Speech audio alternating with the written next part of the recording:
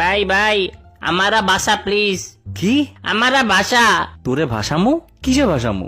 আরে বাসা বাসা। ও বাচ্চা, কেন কিসের থেকে বাঁচামু?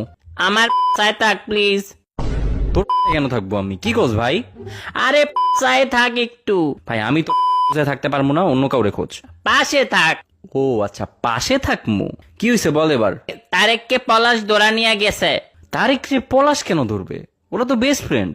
পুলিশ নিজে ধরে। পুলিশ নিছে? কেন পুলিশে ধরছে কেন? ও কালা। কি? ওর কালা? ওর কালা তুই জানলি কেমনে?